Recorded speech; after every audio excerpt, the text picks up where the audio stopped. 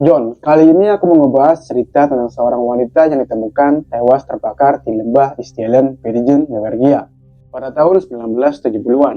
Gimana tuh John, si wanita ini tidak memiliki identitas. Dan yang anehnya tuh si wanita ini duga-duga sering berpergian ke lintas negara dengan identitas palsu yang dia buat. Dan kasus ini tuh John, banyak banget yang memberi kesimpulan kalau si wanita ini tuh sebenarnya adalah agen rahasia atau mata-mata pada saat perang dingin antara NATO dan Soviet. Jadi tuh John, tanggal 29 November 1970-an, polisi Virgin menerima satu laporan singkat. Bukan pembunuhan, bukan orang hilang, hanya satu kalimat yang aneh. Sepertinya ada tubuh terbakar di lembah. Lokasinya adalah Istelen, sebuah lembah sunyi, yang oleh warga sekitar dijuluki sebagai lembah kematian, di mana tempat tidur dingin, terpencil, jarang dilewati oleh orang. Kemudian kalau seseorang mati di sana, John, bisa berhari-hari tanpa ditemukan. Ketika polisi tiba, mereka tidak menemukan tanda perkelahian. Tidak ada darah, tidak ada saksi. Hanya batu-batu gelap, tanah yang menghitam, dan sesosok tubuh wanita yang hangus terbakar, di mana wajahnya rusak, sidik jarinya hampir hilang. Label bajunya dikuning rapi, seolah seseorang sengaja menghapus jejak identitasnya. Dan kasus itu seharusnya sederhana, John. Mungkin bunuh diri, mungkin kecelakaan, tapi semuanya berubah ketika dua koper miliknya ditemukan di stasiun kereta, di mana di dalamnya nih John, bukan foto keluarga, bukan dompet, bukan surat, melainkan 7 paspor palsu dan uang dari berbagai negara. Kemudian ditemukan wig rambut, kacamata gelap, dan secari kertas kecil berisi kode misterius seperti sani militer. Dan sejak saat itu John, polisi berhenti menyebutnya sebagai korban. Mereka mulai menyebutnya wanita tanpa nama. Dan selama lebih dari 50 tahun, tidak ada seorang pun yang tahu siapa wanita ini sebenarnya. John, subscribe dulu John. Let's go.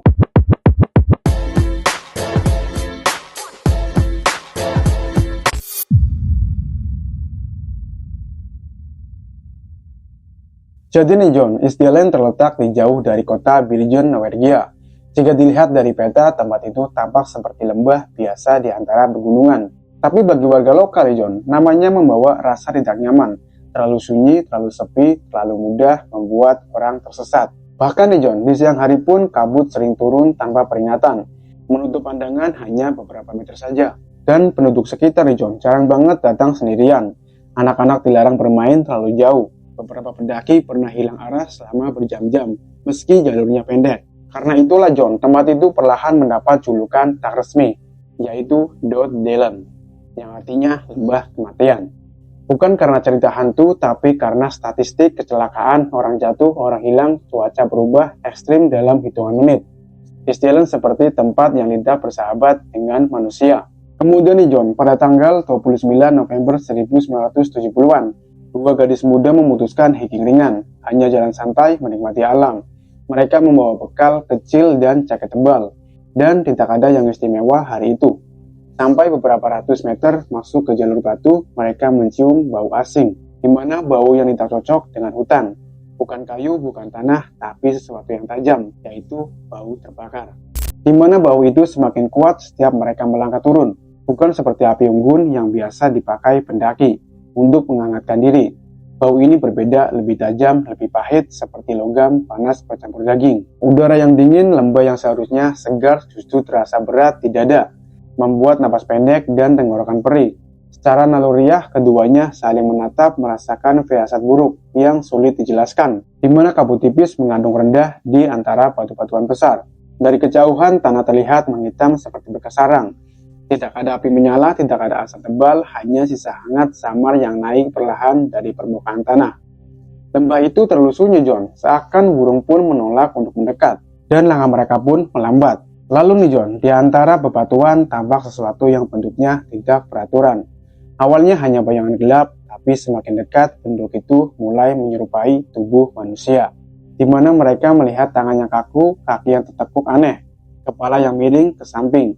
Bukan posisi orang tidur, bukan posisi orang pingsan, tapi seperti benda yang dijatuhkan begitu saja ke tanah.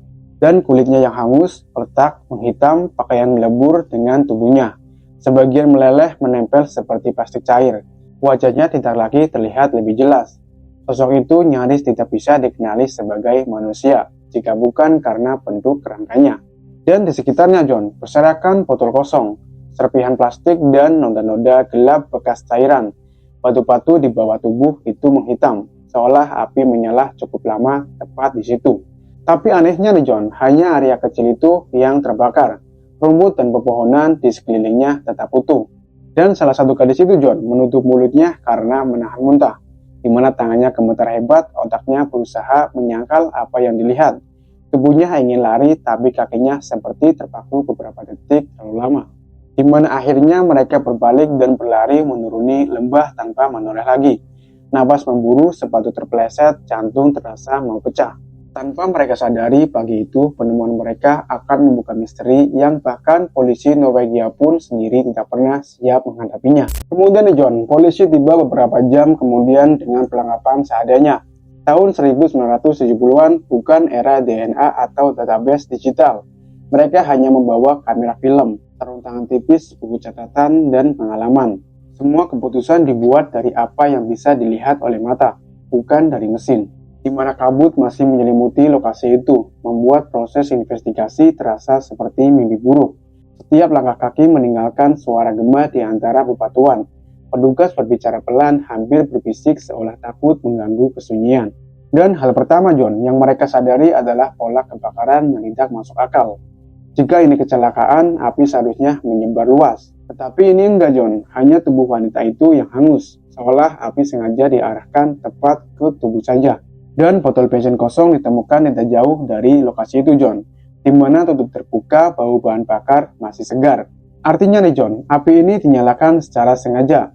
Ini bukan karena alam dan bukan hanya kebetulan, di mana petugas pun memeriksa pakaiannya. Tidak ada tas, tidak ada dompet, tidak ada perhiasan. Tidak ada satupun benda pribadi yang bisa dibawa seseorang saat berpergian. Bahkan tidak ada cincin atau kalung. Lalu mereka menemukan sesuatu yang lebih aneh. Sebuah label merek bajunya digunting bersih. Tidak ada tag nama, label pabrik, semuanya hilang. Dipotong dengan rapi, bukan seperti sobekan, di mana seseorang melakukannya dengan tenang dan sengaja. Dan itu bukan tindakan panik John, tetapi tindakan berencana. Seperti seseorang yang ingin memastikan tidak ada satupun petunjuk yang bisa melacak siapa wanita ini sebenarnya. Di tengah kabut dan udara dingin itu, para petugas mulai menyadari satu hal. Mereka menemukan seseorang yang identitasnya sengaja dihapus dari dunia.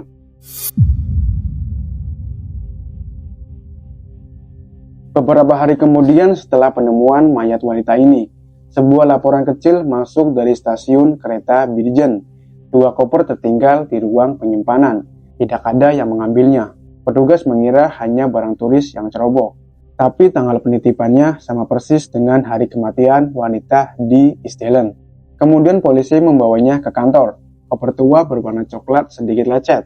Tampak seperti biasa saja, tidak ada tanda mencurigakan dari luar. Justru terlalu biasa dan terlalu bersih. Ketika kunci itu dibuka dan resleting ditarik, isinya bukan seperti koper wanita normal. Tidak ada foto keluarga, tidak ada surat, tidak ada kenang-kenangan pribadi.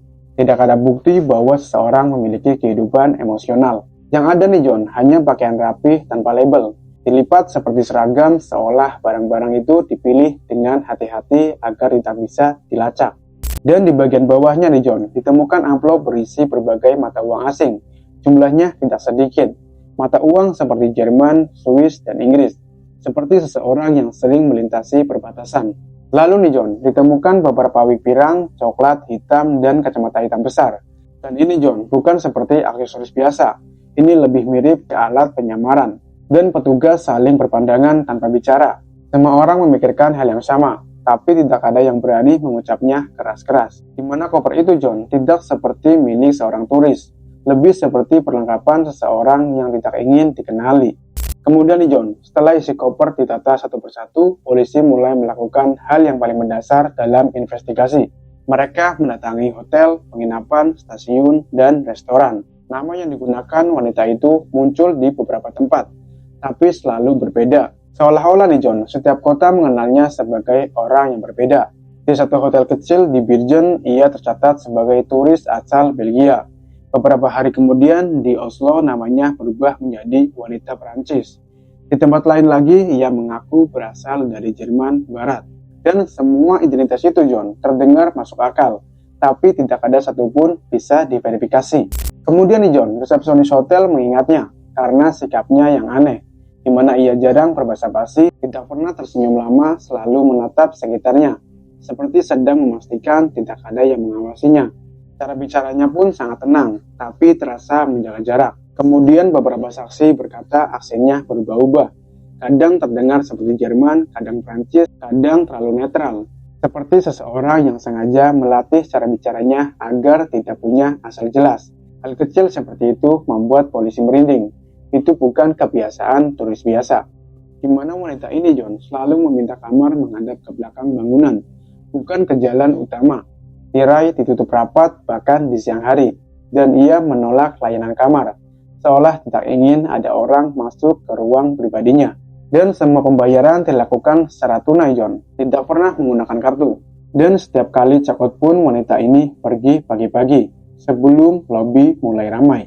Kemudian nih John, saat polisi menyusun peta perjalanannya, garis-garis itu membentuk pola yang membingungkan. Bukan rute wisata, bukan rute bisnis, ia seperti berpindah-pindah tanpa tujuan jelas. Atau mungkin tujuannya yang terlalu rahasia untuk dipahami orang luar. Semakin banyak catatan ditemukan, semakin kuat satu perasaan muncul di antara para penyidik. Wanita ini tidak sedang berpergian, ia sedang bersembunyi. Di dasar koper kedua terselip sebuah buku kecil berwarna coklat. Ukurannya pas di saku mantel. Terlihat biasa saja, seperti buku catatan belanja. Tapi ketika dibuka, isinya membuka alis para penyidik berkerut. Tidak ada kalimat, tidak ada cerita, tidak ada nama. Hanya kombinasi huruf dan angka. Baris demi baris ditulis rapi, sistematis seperti kode. Contohnya nih John, B16H24M3. Lalu di halaman lain tertulis O5S18. Tidak ada penjelasan apapun. Bagi orang biasa itu terlihat seperti coretan acak-acak tidak berarti. Namun nih John, salah satu petugas mencoba mencocokkan huruf-huruf itu dengan kota-kota yang pernah ia kunjungi. Dan tiba-tiba semuanya terasa masuk akal. B yang mungkin bisa diartikan dengan Virgin, O yang mungkin bisa diartikan dengan Oslo, dan angka-angka yang cocok dengan tanggal. Artinya nih John, ini bukan catatan sembarangan. Ini jadwal perjalanan yang disamarkan, seperti seseorang yang takut jika bukunya jatuh ke tangan orang lain. Dan semakin lama petugas ini memerangi buku kecil itu John, semakin jelas bahwa wanita ini hidup dalam kewaspadaan konstan. Dan catatan itu John, terasa seperti milik agen rahasia. Kemudian nih John, tubuh wanita itu dibawa ke ruang autopsi rumah sakit Virgin. Ruangan dingin dengan lampu putih pucat yang memantul di meja baja. Tapi nih John, bahkan dokter forensik pun yang berpengalaman merasa kasus ini berbeda. Karena kulit yang terbakar menyulitkan identifikasi. Wajahnya hampir tidak bisa dikenali. Sidik jari yang rusak parah oleh panas. Seolah api memang bertujuan untuk menghapus ciri khas biologisnya. Namun hasil pemeriksaan dalam justru membuka misteri baru. Di lambungnya ditemukan puluhan pil tidur, jumlahnya cukup untuk membuat seseorang pingsan total dalam waktu singkat. Yang artinya kemungkinan besar ia tidak sadar sebelum api dinyalakan. Seseorang atau mungkin dirinya sendiri memastikan ia tidak akan melawannya. Tapi paru-parunya mengandung celaga. Itu berarti ia masih bernapas saat api membakar tubuhnya. Ia tidak langsung meninggal. Ia menghirup asap panas dalam detik-detik terakhir hidupnya. Dan di bagian gigi John ditemukan banyak tambalan emas berkualitas tinggi. Pekerjaan yang mahal presisi bukan perawatan sembarangan. Wanita ini pasti pernah mengakses donor gigi kelas atas, mungkin di negara maju. Dan yang lebih anehnya nih John, catatan medis internasional tidak menunjukkan siapapun dengan struktur gigi yang sama. Seakan-akan identitas medisnya pun tidak pernah tercatat. Setiap detail autopsi justru menambah pertanyaan yang baru. Bukannya mendekati jawaban, polisi malah merasa seperti mengejar bayangan. Lalu nih John, beberapa minggu berlalu tanpa satupun petunjuk yang jelas tentang identitas si wanita ini. Tidak ada laporan orang hilang yang cocok. Tidak ada keluarga yang datang mencari. Tidak ada negara yang mengklaim sebagai warganya. Dan akhirnya pemerintah memutuskan satu hal yang tidak terhindarkan. Wanita itu harus dimakamkan. Bahkan orang tanpa nama pun tetap manusia. Tetap dikuburkan dengan layak. Kemudian nih John, di batu nisannya tidak tertulis nama, hanya kalimat pendek, yaitu wanita tidak dikenal. Sebuah hidup yang penuh rahasia diringkas menjadi 3 kata dingin. Lalu nih John, bagi beberapa penyidik kasus ini belum berakhir. Mereka tahu seseorang di luar sana pasti pernah mengenalnya, pasti pernah mendengar suaranya. dan pasti pernah memanggil namanya, di mana justru itulah yang paling menyeramkan. Bagaimana mungkin seseorang manusia bisa hidup berpergian ke banyak negara, bertemu ratusan orang, namun ketika mati dunia bersikap seolah dia tidak pernah ada. Kemudian nih John, banyak yang menyaut-pautkan kasus ini dengan perang dingin antara NATO dan Soviet. Tahun 1970-an bukan masa yang tenang bagi negara Eropa. Dunia saat itu terbelah dua, Barat dan Timur, saling menatap dengan curiga. Amerika Serikat dan Uni Soviet bermain catur politik di balik layar, dan papan caturnya adalah seluruh benua. Perang dingin mungkin tidak pernah terdengar seperti perang biasa, tapi di baliknya ada ratusan operasi rahasia yang tidak pernah masuk berita. Negara Norwegia, John, meski terlihat damai dan jauh dari konflik, sebenarnya berada di posisi yang strategis. Garis pantainya menghadap langsung ke Laut Utara, dekat dengan jalur militer Soviet. Pangkalan radar NATO berdiri di pegunungan. Kapal selam melintas diam-diam di bawah perairan gelap. Negara kecil itu diam-diam menjadi titik penting bagi intelijen Barat. Ketika penyidik melihat kembali pola perjalanan wanita misterius itu, John, ada sesuatu yang membuat mereka berhenti lama di depan peta. Kota-kota yang wanita ini kunjungi, John, bukan kota-kota wisata. Beberapa justru dekat instalasi militer, pelabuhan strategis, dan fasilitas radar. Itu bukan kebetulan yang mudah diabaikan. Kenapa seorang turis tertarik menginap di kota pelabuhan dingin tanpa atraksi?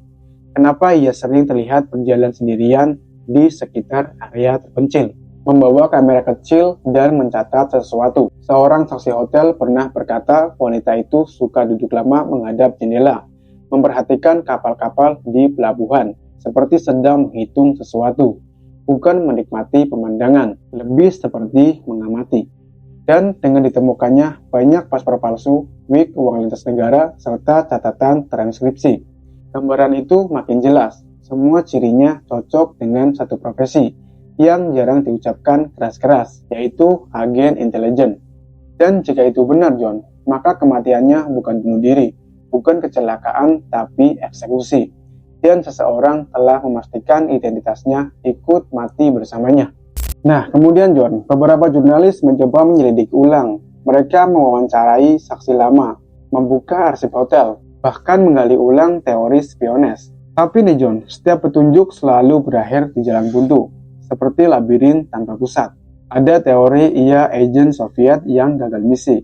Ada yang bilang ia kurir rahasia NATO. Ada pula yang percaya ia dibungkam karena tahu terlalu banyak. Semua teori ini terdengar masuk akal dan sekaligus mustahil dibuktikan. Namun ada satu kemungkinan yang justru paling menyeramkan. Bagaimana jika memang ada orang-orang di dunia ini yang hidup tanpa identitas yang resmi, tanpa nama asli, tanpa masa lalu, hanya bayangan yang diciptakan untuk bekerja, lalu dihapus ketika selesai. Dan jika benar begitu, John, maka Isdal Woman bukan korban pertama, dan mungkin bukan yang terakhir. Mungkin ada banyak orang tanpa nama, di mana dia menjalani hidup yang palsu sebelum suatu hari menghilang tanpa jejak. Dan hari ini, John, makamnya masih ada di Birjan. Batu nisannya sederhana, sering tertutup lumut dan hujan. Orang-orang lewat tanpa tahu cerita di bawah tanah itu, tanpa tahu bahwa di sana terkubur salah satu misteri paling aneh abad ke-20.